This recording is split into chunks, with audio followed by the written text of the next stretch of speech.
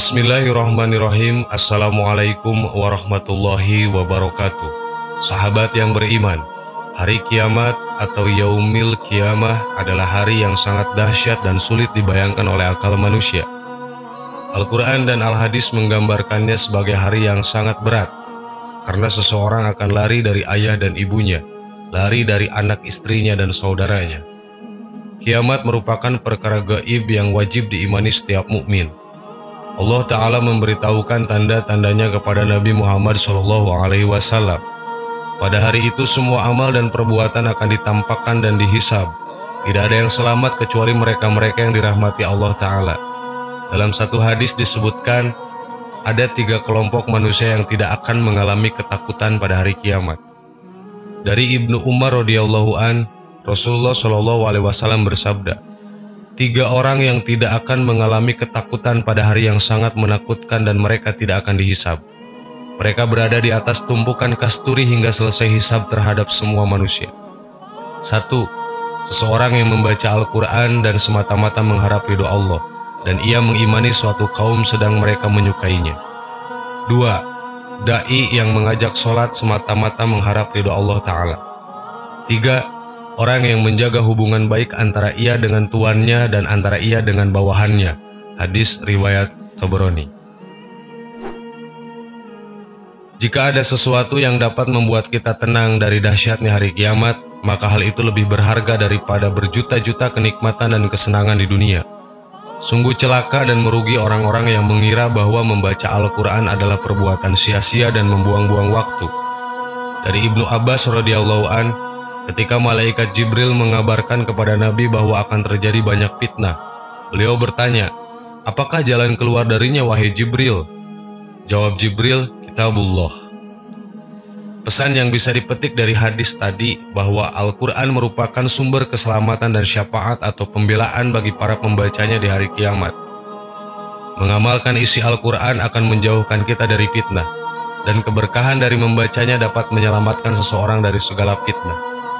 Sebagaimana dijelaskan dalam hadis Nabi, bahwa rumah yang di dalamnya dibacakan Al-Quran, maka sakinah dan rahmat akan turun ke dalam rumah itu, dan setan-setan akan keluar dari rumah itu. Para ulama menafsirkan bahwa maksud fitnah di sini adalah kemunculan Dajjal, kekejaman bangsa Tartar dan lainnya. Nabi Yahya alaihissalam pernah berkata kepada Bani Israel, "Allah telah memerintahkan kalian agar membaca kalamnya, dan perumpamaannya adalah seperti suatu kaum yang terpelihara dalam bentengnya, sehingga dari manapun musuh menyerang, maka kalian akan dapati kalimat Allah sebagai penjaga dan pelindung dari mereka."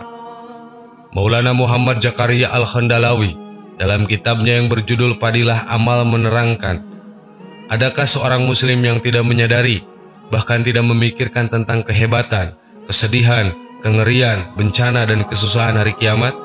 Jika ada sesuatu yang dapat membuat kita tenang dari bencana hari kiamat, maka hal itu lebih berharga daripada beribu-ribu kenikmatan dan berjuta-juta kesenangan.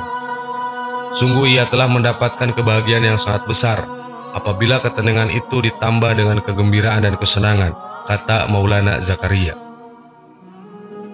Menurut Maulana Zakaria, sungguh celaka dan merugi orang yang mengira bahwa membaca Al-Quran adalah perbuatan sia-sia dan membuang-buang waktu.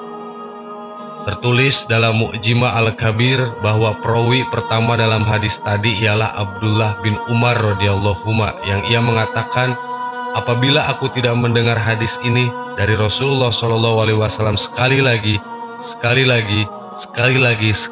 diulang sampai 7 kali, maka aku tidak akan meriwayatkannya. Sahabat yang beriman, itulah 3 golongan yang tidak akan mengalami ketakutan pada hari kiamat kelak. Semoga kita termasuk ke dalam salah satunya. Amin. Wallahu a'lam. Assalamualaikum warahmatullahi wabarakatuh.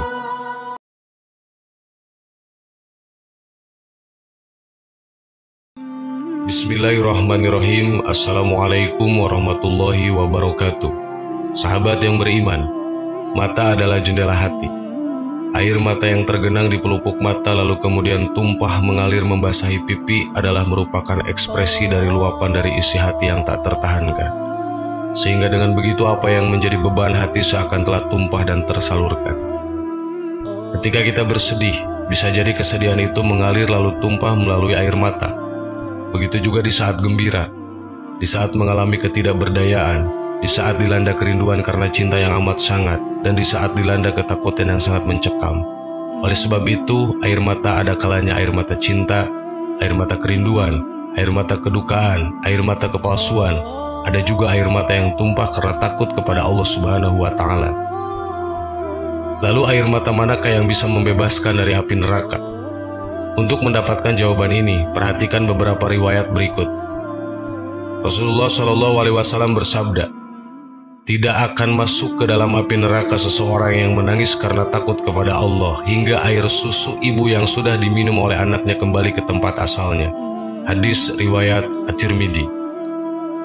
Sabda Rasulullah SAW, "Barang siapa yang mengingat Allah kemudian dia menangis sehingga air matanya mengalir jatuh ke bumi, niscaya dia tidak akan diazab pada hari kiamat kelak." Hadis riwayat Al-Hakim dan dia berkata sanadnya sahih. Dari Abu Hurairah, Nabi SAW bersabda, "Semua mata pada hari kiamat nanti akan menangis kecuali ada beberapa mata yang tidak menangis. Pertama, mata yang dijaga dari hal-hal yang diharamkan oleh Allah. Kedua, mata yang digunakan untuk berjaga-jaga pada malam hari di jalan Allah. Ketiga, mata yang darinya keluar sesuatu atau menangis walau air mata yang keluar hanya sekecil kepala seekor lalat karena takut kepada Allah." Hadis riwayat Asbahani. Dari Ibnu Mas'ud, Rasulullah SAW bersabda, "Setiap mukmin yang meneteskan air mata karena takut kepada Allah walau hanya sekecil kepala seekor lalat, lalu air matanya itu membasahi pipinya, niscaya Allah haramkan neraka untuk menyentuhnya." Hadis riwayat Ibnu Majah Al-Baihaqi. Dari Abbas bin Abdul Muttalib, Nabi SAW bersabda, "Dua jenis mata yang tidak tersentuh api neraka. Pertama, mata yang menangis di tengah kesendirian di malam hari karena takut kepada Allah. Dan kedua, mata yang digunakan untuk berjaga-jaga pada malam hari di jalan Allah." Hadis riwayat At-Tabrani. Dari Uqbah bin Amir, dia berkata, "Aku bertanya, wahai Rasulullah, bagaimana caranya agar selamat?" Rasulullah SAW bersabda, "Kendalikan lisanmu, hendaknya rumahmu membuatmu merasa nyaman untuk beribadah, dan menangislah karena dosa-dosamu." Hadis riwayat At-Tirmidzi, hadis hasan dan disahihkan oleh Al-Albani. Dari Zaid bin Arqam, dia berkata, seseorang yang bertanya kepada Rasulullah, "Ya Rasulullah, dengan apa aku membentengi diri dari api neraka?" Rasulullah SAW menjawab, "Dengan air matamu, karena mata yang menangis karena takut kepada Allah, niscaya neraka tidak akan menyentuhnya selama-lamanya." Hadis riwayat Ibnu Abi Dunya dan Asbahani. Dari Abu Hurairah, Nabi SAW bersabda, "Janganlah kalian banyak tertawa, karena banyak tertawa itu mematikan hati." Hadis riwayat Al-Bukhari di Adabul Mufrad dan Ibnu Majah dengan sanad jayyid. Di dalam kitab Daqaiqul Akbar diterangkan bahwa kelak di hari kiamat ada seorang hamba yang didatangkan. Setelah ditimbang amal perbuatannya, ternyata keburukannya lebih berat daripada kebaikannya. Maka ia diperintahkan agar dibawa ke neraka. Tetapi tiba-tiba sehelai rambut matanya melakukan pembelaan seraya berkata, "Ya Tuhanku, Rasulmu Muhammad SAW pernah bersabda, barang siapa yang pernah menangis karena takut kepada Allah, maka ia mengharamkan matanya tersentuh api neraka. Sesungguhnya mataku biasa menangis karena takut kepada Allah Subhanahu wa Ta'ala." Akhirnya Allah yang Maha Pengampun lagi Maha Penyayang mengampuni dosa-dosa hamba itu dan menyelamatkannya dari api neraka, berkat pengaduan sehelai rambut matanya yang biasa menangis karena takut kepada Allah Subhanahu wa Ta'ala. Dalam riwayat lain juga disebutkan bahwa kelak pada hari kiamat, ketika orang disibukkan dengan persoalan sendiri-sendiri termasuk para nabi, ketika mereka diminta pertolongan mereka menyatakan nafsi-nafsi, kecuali nabi teristimewa, yaitu Nabi Muhammad SAW. Dalam kondisi sulit itu, beliau terus berjuang berusaha untuk menyelamatkan umat beliau dengan menyatakan, "Ummati, ummati." Bagaimana halnya dengan umatku? Selamatkan umatku, selamatkan umatku. Ketika penghuni neraka digiring menuju neraka, keluarlah gejolak api neraka jahanam, bergulung-gulung menyambar. Ketika api neraka itu bergulung-gulung hendak menyambar umat Muhammad, Jibril berteriak, "Awas sambaran api menuju umat Muhammad," seraya membawa semangkuk air. Maka dengan secepat kilat Muhammad meraih air yang berada di tangan Jibril. Jibril berkata, "Cepat Muhammad." Nabi Muhammad segera menyiramkan air itu pada api neraka jahanam yang menyambar-nyambar hingga menjadi padam seketika. Setelah gejolak api itu padam dan surut kembali ke asalnya, beliau bertanya, "Wahai Jibril, air apakah itu?" Jibril menjawab, "Itu adalah air mata umatmu yang menangisi dosa-dosanya karena takut kepada Allah Subhanahu wa Ta'ala. Oleh karenanya, marilah kita menangis, mengeraikan dan alirkan air mata membasahi pipi atau tumpahkan di atas sajadah ketika membaca Al-Quran, atau pada saat merebah sujud karena takut kepada Allah Subhanahu wa Ta'ala. Jika tidak bisa, maka tangis-tangiskanlah." Sahabat yang beriman, marilah kita berdoa semoga Allah senantiasa melimpahkan rahmat dan karunia serta petunjuknya kepada kita. Sesekali kita perlu menangis, kita tumpahkan air mata karena takut kepada Allah Subhanahu wa Ta'ala. Allahu a'lam. Wassalamualaikum warahmatullahi wabarakatuh.